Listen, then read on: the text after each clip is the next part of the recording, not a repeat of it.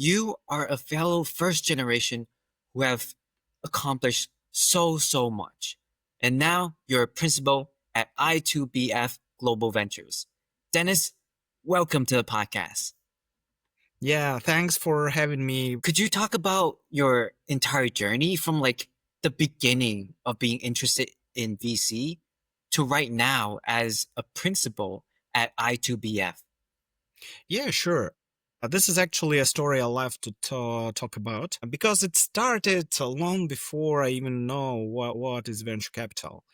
So, first of all, I have always been curious and I loved physics, mathematics, and all this stuff. And I loved, science fiction and space travel and all things around it. So I had no idea who I would become when I grow up. And the only thing I wanted was because I lived in a small town, and what I wanted is like to be someone in the life and to earn with brains, not like not as a blue collar, because my mom and dad, they didn't have higher education, and like from a very ordinary family. And I was fortunate. I got a bachelor and master's degree in aerospace engineering. But early on, I understood one thing. First of all, there were very many very smart people around me, but many of them couldn't earn money, and they mostly were begging for government granting to sponsor their researches. So I decided to become someone who will be monetizing on the technologies, earning money, and investing those money in applied and theoretical researches. So that was the idea. It was back in 2006 when I had this idea. But back then, I had no idea what is venture capital, what are startups, and like who I will become. Back then, early 2000, 90s and early 2000, it was really popular among physicists to switch to finances, all sorts of finances, and a lot of people did investment banking and consulting. I didn't like investment banking, so I decided to become a consultant. I had an idea that then I will become an entrepreneur and I will earn money on technology. So that was the basic idea. And in consultancy, I will understand how to build business. Yeah, spoiler alert, it doesn't work that way. But I tried, and I tried to get my job in consultancy in 2008. So it was a bad idea because it was in the midst of the crisis, and I was graduating from the master's degree in aerospace engineering, and I was really sure I wouldn't you know follow this career path because back then it wasn't the era of new space tech companies. It was like big legacy companies and government agencies building tech.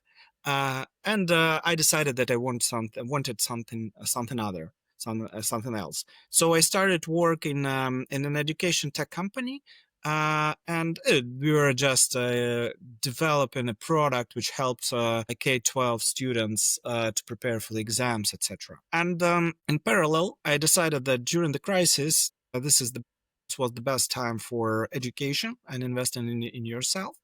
So I invested two more years to get a corporate finance degree in a corporate finance master's degree, and it was it was September 2009, and we had a course on venture analysts on venture capital as a part of the program. So and that clicked. Like, first of all, I work with technologies here. Second, I have a competitive edge here because most of my classmates, they were financial guys and girls, while I understand technology, so I have an advantage here. And third, this turned out that this was something I was passionate about. It was the course which I, took like with all the passion, and actually helped my classmates to do their homework just because I loved it. It was my best course ever, and then I started to try to find the position. And back then, it wasn't that famous as it is now, and so many courses, so many like meetups, events, etc. It was totally different. So it was not that easy. Not that there were not that many funds. Like not that many people were doing startups. And I found my first job through my alumni from my alma mater, and it was a small family office. It was not particularly a venture capital stuff, It's more like, it was family office. We were doing everything, including looking for startups as well. And then I worked there for 6 months. Then I decided, do not ask why, I decided to work in corporate sales and worked in a big bank. And then I was selling corporate loans, like, $10 million, $100 million loans for big companies. And then I tried and failed a startup. We were building a marketplace of outdoor advertising. And then I joined I2BF. And this is like actually a cool story about joining I2BF, because first I applied to I2BF and I was not accepted. Then 12 months passed and they again invited me to the interview. And the next time I got a job. And the reason I decided to join I2BF was their investment in the aerospace company. It was a cool company. Like, it sounded cool. Like, the company was called Planetary Resources. So it was the first company on the planet which was going to mine asteroids. And you can imagine, like, the guys are raising money from Larry Page and Richard Branson to build this fancy tech. And now I sit in bank doing some, boring stuff, like filling up Excel spreadsheets. And I decided, what the heck, let's join the team and let's be part of something interesting. Yeah, so that's a story till I got my first job. And it took me actually, like, in 2006, I started to think about it. In 2009, I learned my like what I was looking for, like venture capital. I learned about startups and venture capital. And only in 2011, I got my first job in the family office. And in 2014, I got like a real job in a real VC. So it took me a little bit longer than typically. So back then I was 28.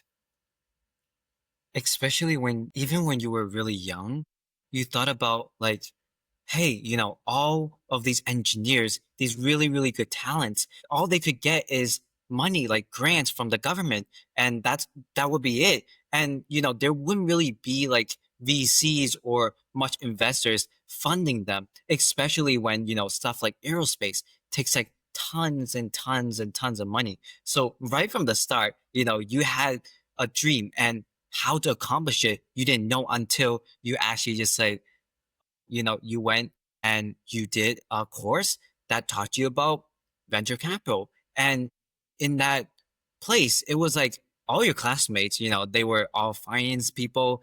They don't really know too much about the technical stuff, but you did. And that's like one of the biggest edges that you have. But not only that, but like once you actually did that, you also did sales as well. So that's like the talking to people, that's like selling to people. You also did a startup. You basically did an all encompassing, everything that you need to do to thrive at a startup. So you've been through what the founders, had trouble with.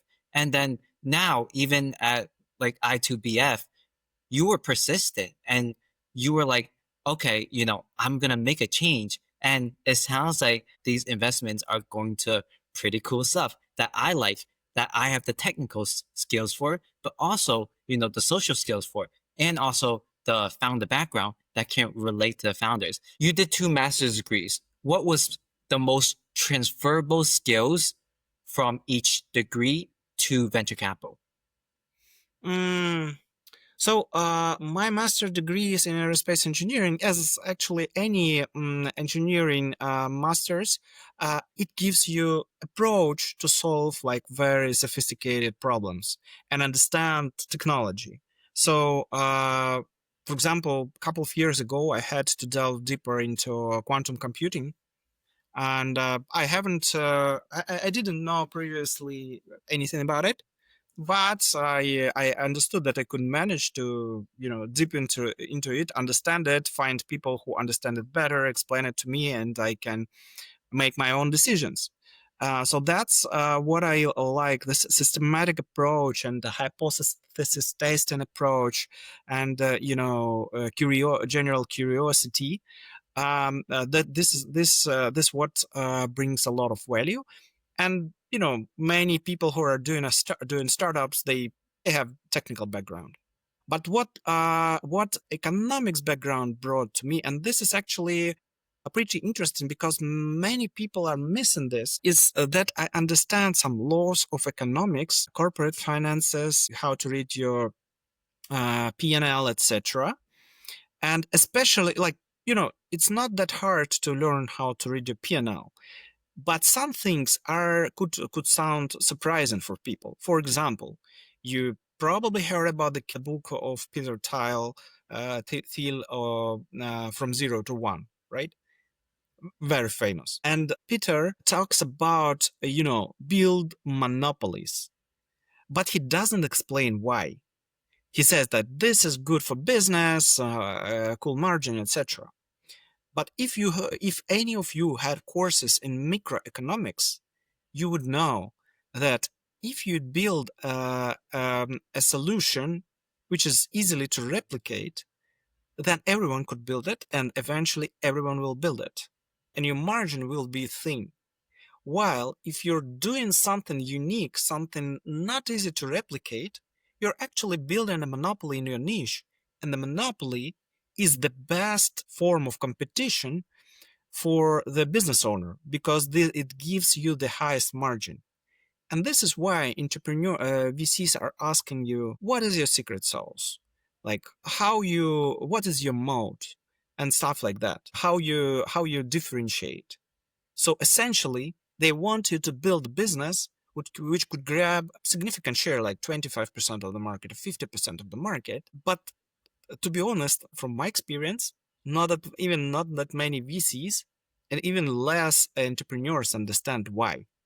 And the why is simple, because it's the law of economics. Talking about what this economic degree brought to me is the understanding of those laws, and there are many like that. And I actually have an idea for a couple of years to write like a series of small videos explaining those basic concepts, like keep up with Jones's preferences.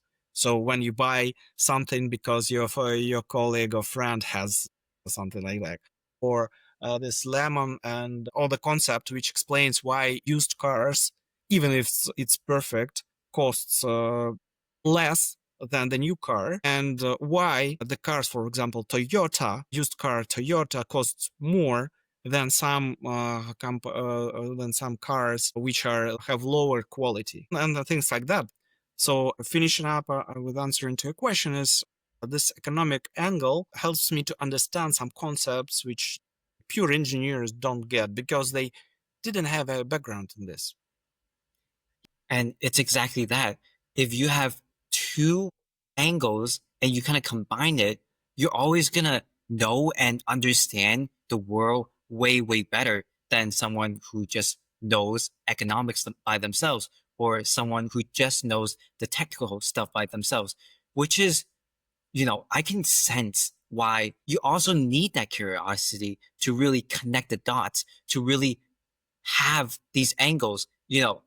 People, even if they do two master's degrees, they might not even think about it. But from what I'm, just talking to you, I can sense that curiosity. So you also have a ugly duckling analogy.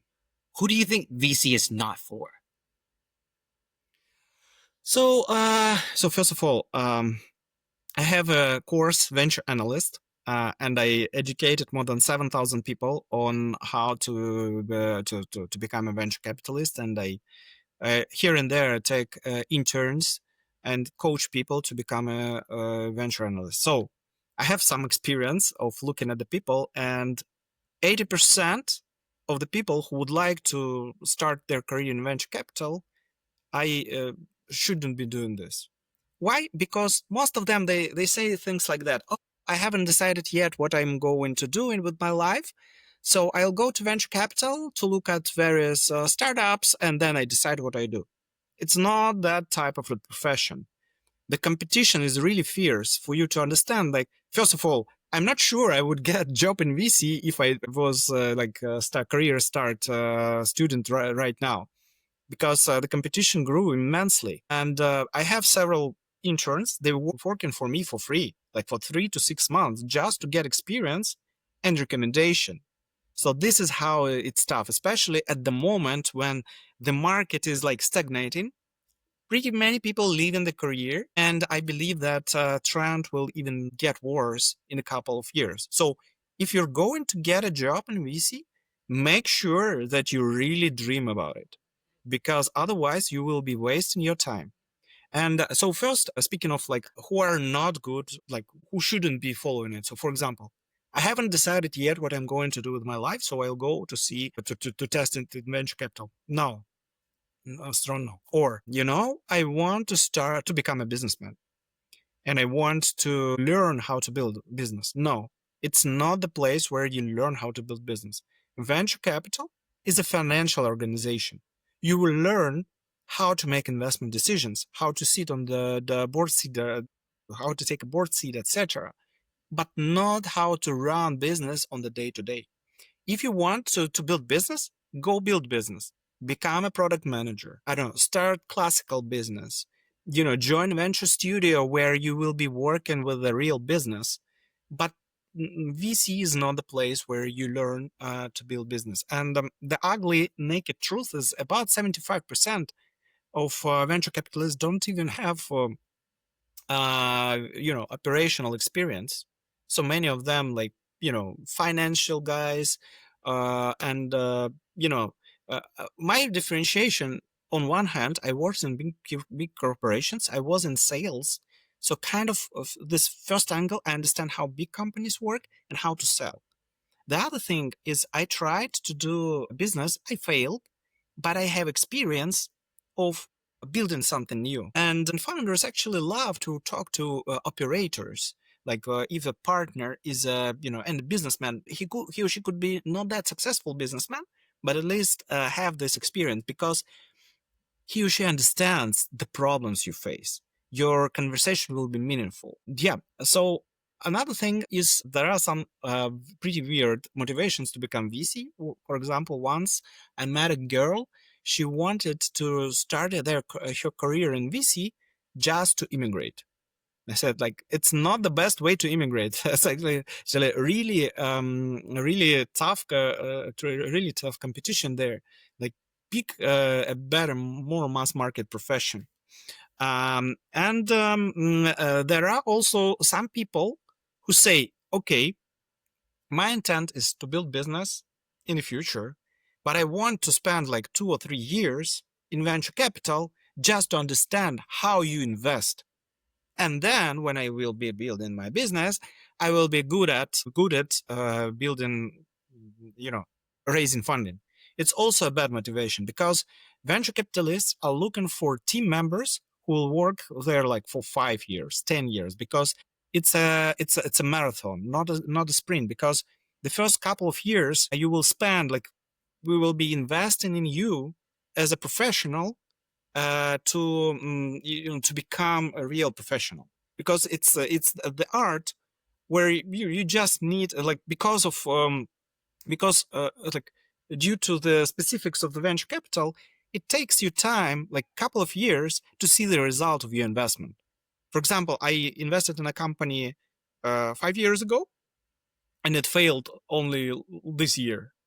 So it took me 5 years to understand, like, to feel this journey. Of course, you have seniors in your team, and you see that the portfolio which your team members invested, but it takes you time to absorb some concepts and to learn from the mistakes. So if your plan is to work for 1 or 2 years, it's a bad plan. No one will. Okay, you can lie at the interview, but it's not the right intent. If you want to understand how to raise funding, and this is your only motivation, there are faster and better ways to figure this out. Just shoot me a message in LinkedIn, and I will coach you. You can get everything you need, like, in a couple of months. But when we talk about the right motivation, is first of all, I see people, and probably myself, I am similar to them, is that people can't focus on one specific idea, and they are more about strategic thinking, and they are very curious about learning new and new all the time. And they are more into the place where they want to support someone doing something. rather than doing that it themselves. So if this is the combination of your experience, and if you believe that you could do it like 5 to 10 years, then is the right intent for you to apply to for VC, because it's a long journey. You will need to do a lot of steps, and probably it will take you 6 to 12 months just to get into VC. So when you finally get there, like first of all, be sure that it's what you wanted, and be sure that you will spend a few years there before you will be onto something new. Just like Dennis says, it's, many people don't know what they exactly want. And if you really don't know what you want, like actually look at what VC really is. It's going to be, you won't get that dopamine hit, as in like these companies would not exit until like a couple years minimum. So it's just gonna, you know, you have to wait and you have to be patient. But at the same time, you can't be the one who's leading the charge of the companies and telling them exactly what to do. No, you can't do that. You are advising them. That is what a VC does. They really are just a supporting role. And it's whatever your founders actually want, that is what you help them with. And, just like Dennis says, could you talk about maybe one or two stories of people that you hired, maybe even VC interns? And what are two things that they did that are outliers that made you really proud? So the first story is about a girl. She didn't have engineering background. She had only financial background, but she was really pushy. So first thing, so what she did is how she got a job. So she didn't know about the resources where you can scrap emails. She didn't know that, but she implied that people would have certain type of combinations of the email addresses. So what she did, she picked a list of the VCs she wanted to work for.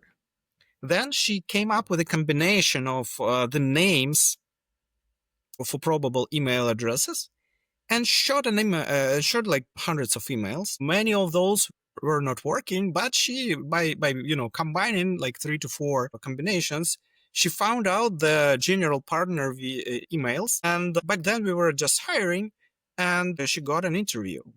And then she told, when we talked to her, we felt energy, curiosity, and proactive position. Because when she applied, she said that, right now, previously, I worked for Web Summit as a volunteer.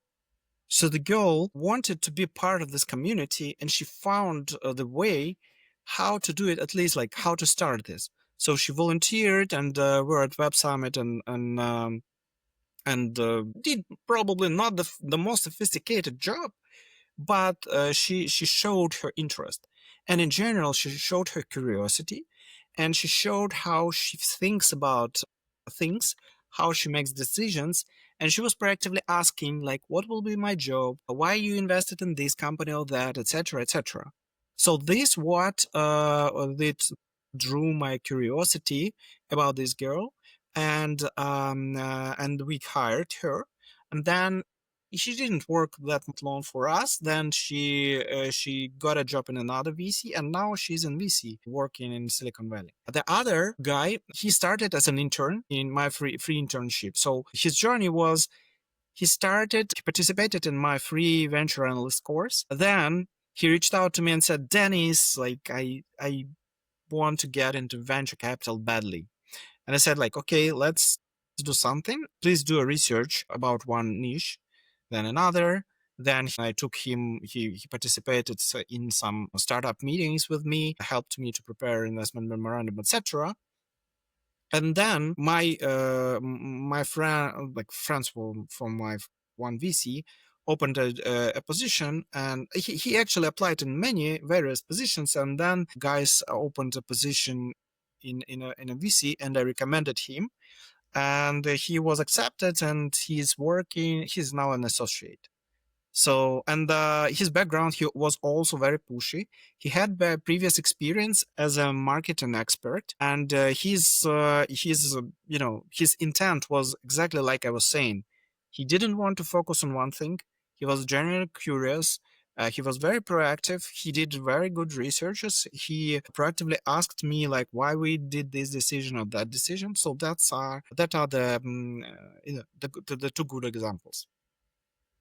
And for the people who wants to use the girl's strategy, what Dennis is saying is that what she did is basically there's a domain, an email domain for everyone. It could be a company, let's say it's mine, at breakintovvc.com. And in front of it, it could be first name and last name, or it could be first name and then first letter of last name.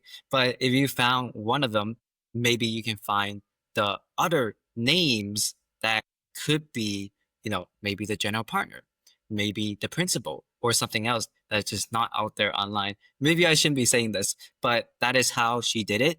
And ultimately, like Dennis says, you just have to prove yourself first, especially if you don't have that technical background and you don't have too much knowledge on investing like you did it before. You really do have to prove yourself. And VC is all about relationships. Could you talk about your specific strategies to maintaining that relationship with someone who is more experienced or senior to you after meeting them? Let's first about talking about getting a job in VC. So, first of all, as I said, we are very curious people, but oftentimes we get very dumb requests. Like most of the people are attacking us with like, "Give me money. I don't have MVP. Give me money." Like that's the typical message we get. But very few people, like you, for example, reaching out and saying, "Hey, Dennis, I'm really interested in you as a person, and really interested in your journey. And you know what? I want to follow your path. I want to be a venture analyst sometime." And if you say like, "Please hire me," people will say, "Well, don't have position, etc." But if you say you're a fellow, like could you give me an advice how I can get into this, then and then you have a high chance that people will talk to you, just because we understand how it's hard to get there. We were there, and we are in generally we're very motivated people. Many people who get into VC, they get into VC not because they want to earn money, they want to be famous, etc. It's all about curiosity. It's all about changing the world for better, etc., etc. So we are very motivated people. We understand that coaching and good education, it helps. So if you, for example, decide like even randomly reach out to dozens of people, probably not partners, like pick associates, principals. If you pick them and contact them in LinkedIn, but you will contact them saying like, "Man, I need like 15 minutes of your time because I want to get, I want to get in VC. I want to learn how I can get, or like I'm looking for mentor, etc." So people, a good portion of people will take the call, just because we understand how it's hard to, and we like to see proactive people, and sometimes we even have job openings. It doesn't happen often, but yeah, sometimes we have job openings, and probably out of curiosity, we'll take a call with you. Yeah, and when you're at the meeting, and you understand like this is a high competition, uh, proactively suggest something. Like, "I was browsing through your website. I see that you look into such and such startups. And you know what? I looked into several startups, and probably they could be interesting to you." Of course, we understand that it wouldn't be a good pipeline at the moment, but it shows your intent to your proactive position, that you're going to you want to be helpful. Or I did a research about like AI for education. Like, look what I have. So this is how you could start. And for example, one guy from Germany reached out to me, and a couple of years ago, and we became friends later. And now we're writing a book together. So he reached out to me and said, like, Dennis, I want to get into VC. And we talked like 20 minutes, 30 minutes. I told him, all the ups and downs, pros and cons. And then he said, like, you know what? I write books. Do you want me to write book for you? And I was thinking like, sometime I want to write a book, but I had no idea that I could do it right now. And I said like, let's try. But you manage the process. So we had like, for the last couple of months, we had like weekly or bi-weekly discussing. He was interviewing me and writing the text, etc. But then the guy got a semester into Berkeley, and I said to him like, man, if you want to build to break into this business, you need to be in Silicon Valley, at least visit it and plan it ahead. So he did. So first he like in the first year of our like friendship relationship, he went to Silicon Valley, spent a few months. Then he got a semester in Berkeley Skydeck, and now he's in Berkeley in Skydeck, or no, not Berkeley Skydeck, in Berkeley. I mean, in university. And yeah, so that's the story. The guy just reached out directly through cold contacting and told a curious story why I need to take a call with him. Yeah, and that's the best part is when you show that you've done your research and you're really serious about going to VC after, searching, is VC actually right for me? And you did all that research during your meeting, it will be really, really good because you can understand the right questions that you want to ask and how you want the VC to really help you because their time is really, really valuable. And if you're just asking for time to come unprepared, there's just no point for you or even the VC to even take that meeting. So right after you guys talked, just like Dennis's example, the German guy actually implemented it. Like he went to Silicon Valley. That is one of the most important ways to maintain a relationship with the person after the meeting. Is there more specific strategies like after the meeting to really maintain that strong relationship with a VC? We are all nice people in VC, to be honest, but we all are buried with our day-to-day tasks, which is like making investments and talking to many founders, etc. So if you want someone really invest in time in you, so you'd better to be somehow useful. For example, what interns do for me, sometimes I ask them like, gather this information, process this information. I mean, like I'm not sharing. I don't share with them like secret, like private information of the startup founders. But instead, I can say like, okay, do a competitor analysis for this type of businesses, for example. So you can start by saying like, I can do something for you for free, and I typically recommend like spending at least 10 hours a week for such exercise, because if you spend 5 hours a week, it doesn't bring value. If you invest 10 to 20,000 or 10 to 20 hours a week, then and you will do it at least for 3 months, then it will be mutually beneficial, because anyway, at the very beginning, people will be investing in your education and coaching, and like starting month 2 or 3, you can start bringing the first value. So other people, the other things people do, for example, I have one girl in New York who does exactly like that. She doesn't only do some researches, but she proactively participates in various startup events, and she sends me over various deals and entrepreneurs she meets. Of course, this is not like the biggest deals I've seen. At least she's trying to be helpful. So the key is to be somehow helpful. And to really just provide value upfront before really asking for anything else. Just like Dennis says, some ways that you can actually be helpful is maybe you market research or could be competitor analysis of the startups that the VC already invested in, and then give them some information, give them that one-page report of what should be done, what are your thoughts on it, because you might actually have some really fresh thoughts that the VC might not have.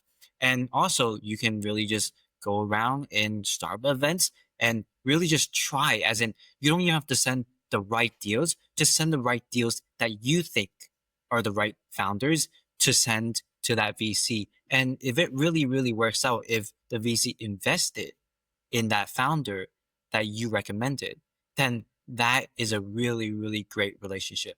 I know that, you're really, really busy. And what do you actually do in a typical day or week? So one day could be different from another, but I would say like about 40% of the time you're taking calls with the startup founders.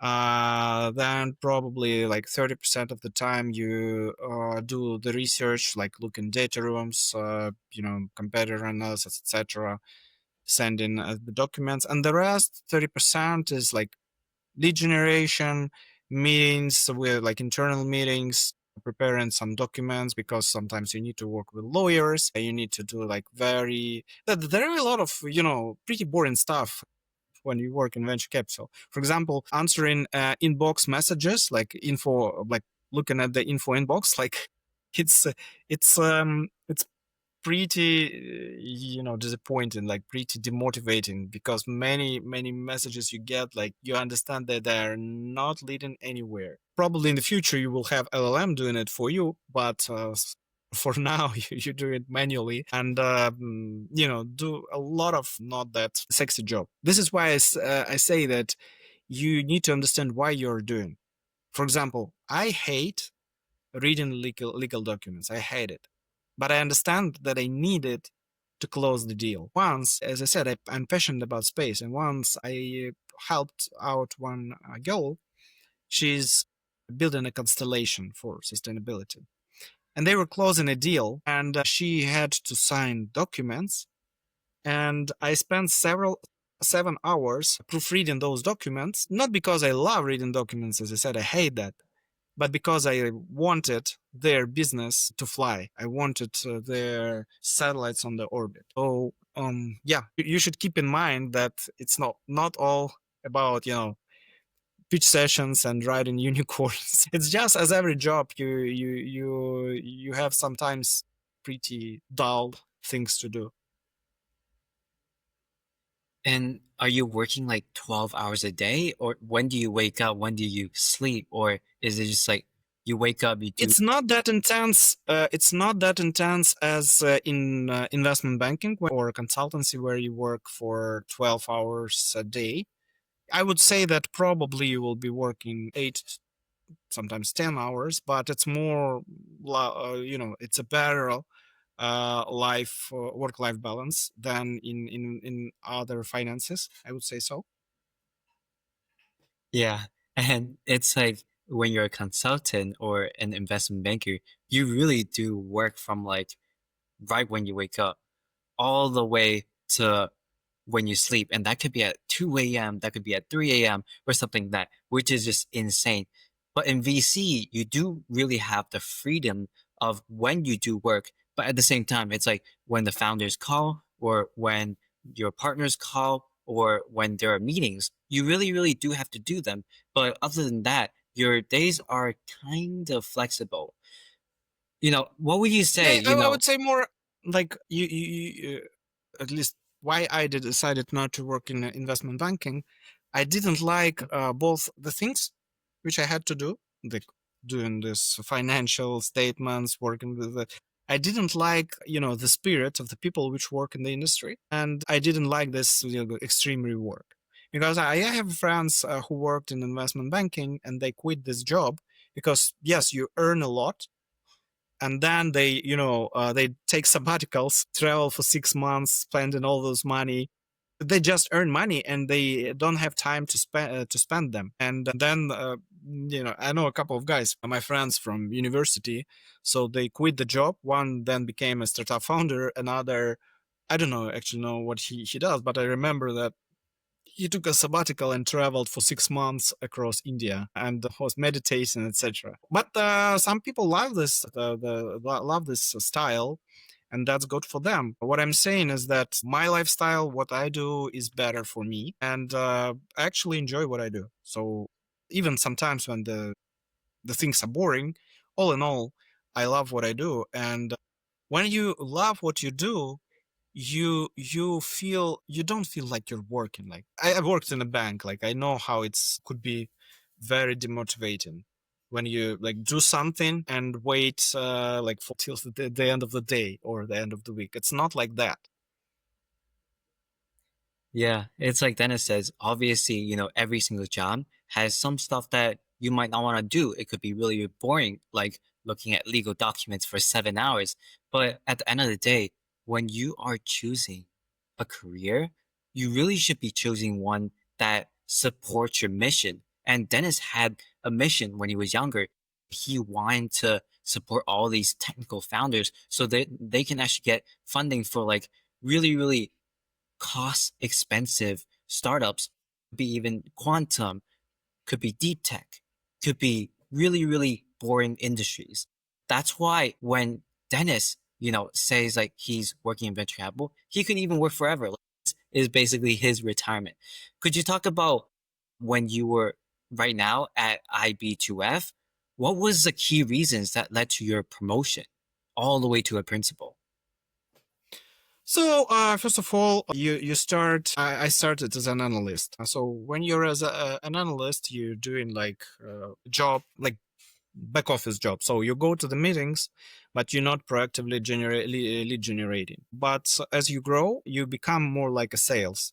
So you find your own deals and source them. And first of all, VCs promote you just to retain you.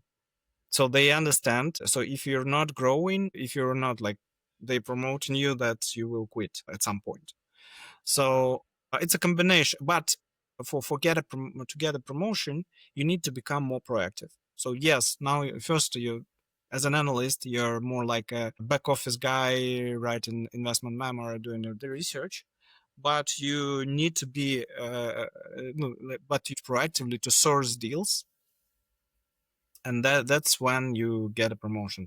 First you source like poor deals, then they slightly become better and better and better, then you do the first good deal, etc., etc.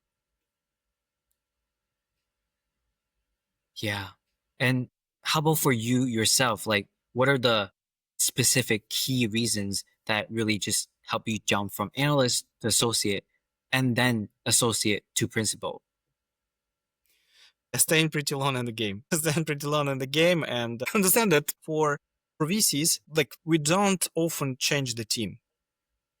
So typically people work together for 5 to 10 years.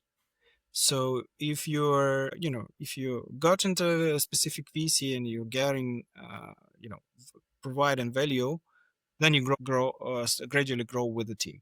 So that's how it works. Sometimes people, to get a promotion, for example, they work as associate in one fund and feel that they deserve more, they can get a principal degree in another fund.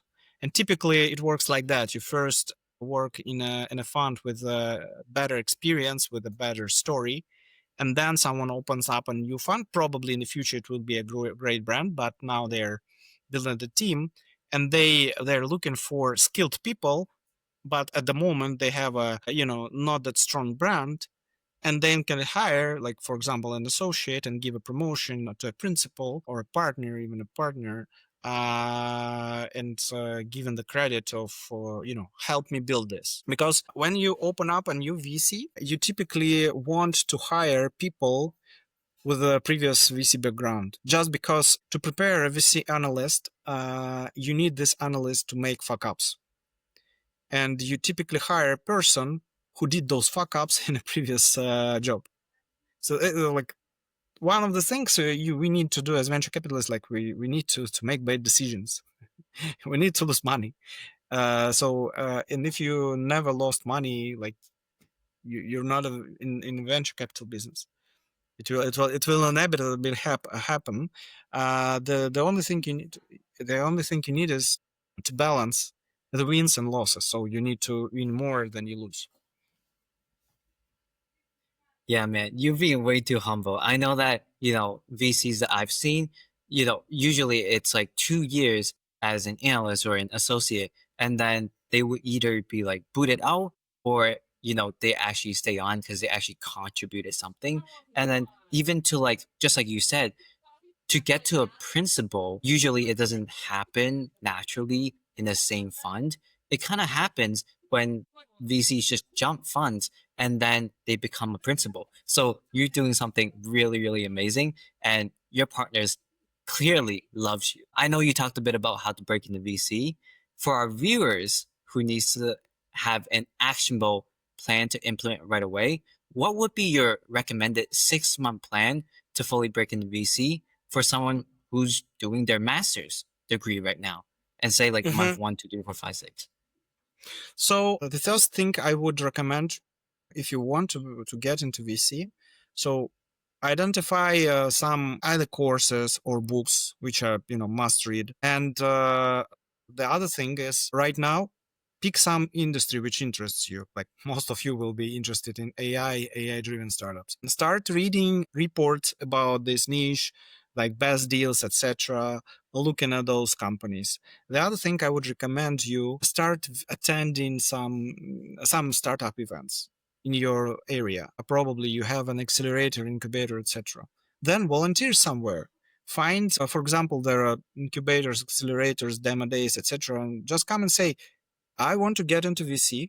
I want to contribute. Like, I don't know, will you pay me or you will not? I want to be around this place.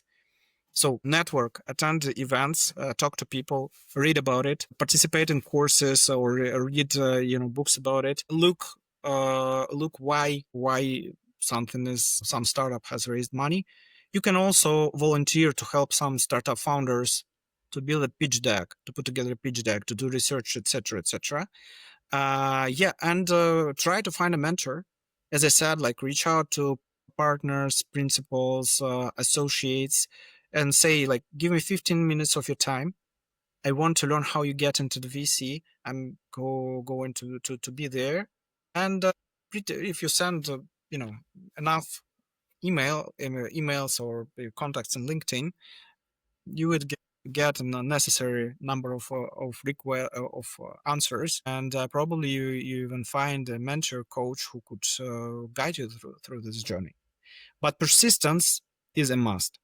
Persistence, and first start from understanding why you want to get into VC and if you have a right intent, because it will take you a lot of time to invest. For example, one girl came to me and said, "Listen, I want to get into VC in the next 2 or 3 months." I said, like, yeah, unfortunately, it takes longer. So, so 5 months passed. She hasn't still get a job, and she's a pretty good candidate, I would say. She is very pushy, very proactive, and still she can't get a job. So sometimes it happens. It takes like prepare yourself for a pretty long journey. Yeah, and it's all about starting early and really building that relationship at the start. Heck, if you're a student, it's the perfect time to really just start building this relationship with VCs. And just like Dennis says, really go on LinkedIn, go on platforms where VCs are active on their accounts, and really just like look at their journey. If they really match yours, if they were maybe an aerospace engineer who became a VC and you are an aerospace engineer right now, then they would want to talk to you because they have been in the same path. How, you know, how can our audience maybe intern for you? I know that you brought tons and tons of people into VC. When are your intern applications open? You can reach out to me in LinkedIn saying like, Dennis, you talked about venture analyst course and internships. I listened to this podcast, and tell me your story. And on a regular basis, I do either venture analyst course and sometimes took people. So tell me your story. Not that many people tell their stories. And in the future, I plan to repeat my venture analyst course, and I will guide you what will be open at this moment. And where can people find this venture analyst course? I have this website askvc.org, so you can find some information here, and the information will be published there. But and subscribe to my LinkedIn. For our audience, I'll definitely put all of his links on the description below. So you can really just go and look at it because Dennis has helped tons and tons of people go into VC. And, this course could be literally the perfect thing ever to even determine if VC is right for you. Looking ahead, what trends in venture capital are you most excited about right now? You've invested in boring and unsexy industries for 10 plus years. What is being overlooked in the market right now? So first of all, most of the people, they want to do something in tech. For example, yet another productivity tool for IT companies, or yet another middleware for data scientists. But the reality is there are many industries like construction, manufacturing, logistics, agriculture, and others. For example, most unusual thing I've seen was a CRM system for funeral agencies. So there are many businesses which are at the moment going through disruption because of democratization of software development and AI. And if you go after those verticals, just pick any weird vertical, but make sure that the total addressable market is big enough, like $1 billion or something, and then build a solution for them. Why it's really cool? Because people in those niches, they are very sticky clients, and you can when you sell them one module, you can easily upsell them. So in IT business and in IT sector, people can use hundreds of software tools. In those niches, they prefer to use less tools, which are more integrated and tailor-made for their industry, using their terminology, integration with the business processes, etc., etc. So all in all, investing in vertical SaaS solutions is a smart strategy because the lifetime value of a client is better, the margins are better, etc., etc. And this new wave of software development democratization coming from LLM, and all in all, business disruption and market disruptions associated with AI, they go through any industry. And in the future, like in the near future, you will see more and more businesses like that. So first of all, developing software becomes cheaper. So you can automate things which were not possible previously, but which are utterly needed by those industries. And as I said, not, to build something, for example, we have a company, Cattle Care. They're building computer vision solution for to monitor cattle. So you just need to go to a farm to see how the process works. Like, you need to love to talk to those people, and not that many people would like to leave a fancy office and go to see how real businesses work. But if you do, you could enjoy a pretty good, pretty good returns from your business. So that's what we do a lot in I2BF. We even publish, on a monthly basis, I even publish an article about all the VC deals in vertical space, which happen monthly in the United States. So you could go at website and read those, overview of the deals which were closed last month. And yeah, that's pretty interesting strategy. And remember, we were talking about the moat, the barrier to entry. So when you're doing this vertical solution, your barrier to entry actually is not the technology which you build in most of the cases, but the relationship and the understanding of the business processes in those industries. And it's not easy to replicate. It can't be easily replicated by OpenAI and other big tech. So their strategy with those verticals, they typically give you the instrument so that you can build the end-to-end solution for the businesses. So this is how you can thrive in this changing world. And of course, not that many of those businesses in the legacy industries have sophisticated, IT departments which could build it in-house. Lots of VCs actually post the verticals that they want to invest in, but not much people, is in that area. So if you really do have a moat, like Dennis says, if you have distribution and that vertical really matches your talents, what your experience has, and your mission, then you should really, really just go and choose that vertical. You don't really have to think about it because lots of VCs are already posting that. Uh, I know that you do tons of deep tech and XR and all that type of stuff. I'm curious about your thoughts on where you see the XR industry in the next 5 years. VR, AR. I was really passionate about VR and AR at the very beginning. I was one of the first users of Oculus Rift and other stuff. Unfortunately, when it comes to VR, so far as I see, and it haven't changed much, most of the use cases are in gaming. And it's still not taken off. And even during this metaverse madness, which happened in 2021, even Facebook renamed themselves as Meta, I was skeptical because I don't feel that, it changed much because like previously it was like, in 2014, 15, the headsets were pretty okayish. You just don't have a lot of things to do at home with them. It's not because, it didn't have enough, but yes, the lack of the content was also a shortage, but it's, I don't know, it's not that a big shortage. It's more that you don't actually do much with VR.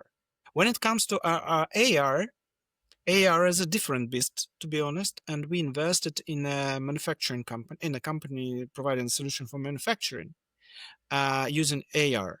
And AR, because you are interacting with the real world. There are much more business use cases. For example, you can use AR glasses to fix an equipment, or you could use AR glasses to guide you somewhere. And the limitation when we invested was the power supply for the AR glasses on one hand, the cost of those glasses, and the accuracy of how it worked. So for now, I see more wide applications for augmented reality in real sectors like manufacturing, mining, probably real estate, logistics. But so far, the format is not good enough in terms of the technology. While for VR, I don't believe that technology is the limitation. It's just probably when we have the next wave of virtual reality, like you see those in the movies, when you plug in something into your head and you just feel like you're into the game, like with all the senses, probably back then it will be, it will unleash the power of VR. But from the technology point of view, I believe we have what we need. It's just the use cases turned out to be very limited. And I had a headset myself at home. I was really passionate. I was watching like some movies. I was traveling in space, but it ended up like a wow moment, and that's it. And you probably remember. I remember Apple was launching those HoloLens, or how they call them, the VR, AR, VR glasses, and I was skeptical. And so far as I understand, like the product didn't take off, to be honest. Yeah, so now it's limited to around gaming, a little bit of entertainment. And what I see is that mostly VR is used for, entertainment, like one-time entertainment. Like you go to AR, VR zone, play in a couple of shooters, leisure time with friends, and go home. Probably there are games where you play in VR and use Oculus Rift, but I don't see this like a huge, massive movement at the moment. So Yeah, probably I I'm missing agree. something, but this is what I learned from my 10-year experience of observing this industry to evolve. And there's so much potential. Just like you said, right now AR can be applied to the real world. That's similar to how AI can, be an application that really is applied to make humans more efficient. And then the VR dream is really just like, hey, once we can actually just like feel all of our senses and teleport inside the world and then maybe slow down time inside the VR world. So then once we come out, it's so much less time has passed, then that is like the ultimate dream. But right now it's not there yet, but it will get there in the future, is what I believe. Let's do a few rapid fire questions to wrap up. Ready? Yeah. Okay, I'm ready. If you could invest in any startups from the past, which one would it be? I actually missed an investment in Miro at the very early stage. Back then, I decided that the solution was pretty simple and could be easily replicated. And they had a Google whiteboard, so we decided not to compete against them. So that was one of the pretty big misses of my in my portfolio. Yeah, and it's like VCs, even they don't know everything. So if you're an entrepreneur, But to be honest, none of the VCs knows anything. Even Sequoia, even Y yeah, Combinator, even like Andreessen Horowitz. Bessemer even has an anti-portfolio on their website, so they show the investments which they missed. We are in the business where we need to make mistakes because we were, especially at the very early stages of the startups, you don't really need which of the startups will fly. So it's a combination of some research, gut feeling, and praying to God of making the right decision. So you make a lot of bets. Some of them fuck up, some of them are growing. So, for example, I invested in a company and they lost finally like $20 million. But I still believe that even getting back, I still believe that it was a pretty good decision back then when we initially did this investment decision, just because we did our best for that analysis and the team was great, the timing was great, the idea was great. It's just the execution and like the market timing, like the market changed and execute, like there were like problems in the execution which were not obvious at the very beginning. Yeah. yeah. And for the people who don't really know, timing is actually one of the biggest factors because, maybe you're building a startup 10 years ago, 20 years ago, 50 years ago, someone might be building that exact same startup, but they wasn't in the right timing. What would you say is one fun fact about you that most people don't know One fun fact about working in venture capital or about making decisions. about yourself? About myself. um, I like as any person has some weird things which we like. For example, I like to use financial applications. Like I enjoy like sending money back and forth or clicking something inside financial apps. This is actually the confession I do for the first time, so it's kind of Dude, that is awesome. That was amazing, Dennis. Out of everyone you know, who are two amazing VCs that you would recommend as future guests to our podcast? yeah, like if you can get someone from Andreessen Horowitz, that would be great because I actually love what they do. And the other is I'm really passionate about is NFX. Smart people like love how they approach, and these both VCs I mentioned, they stand out because they are done by entrepreneurs. And you see like a lot of media, a lot of added value services, etc., etc. So these are the two people which are really great. The funds which are really great. If you could, if any of them decides to participate in the podcast, but if you need some other names, I will like send you like ping me and I will send you a couple of names of people who I know, and yeah, probably some of them will Yeah. participate in the podcast. And, founders turn VC is one of the best. A16Z, Andreessen Horowitz, is actually the founder's last names put together. That's like the coolest thing ever. Thank you again, and thanks to everyone who's listening. Comment a question you want to hear from Dennis or from our next guest. If you enjoyed this episode, make sure to press the subscribe button, like, and share it with someone who's interested in getting into venture. We'll see you next time on Break into VC.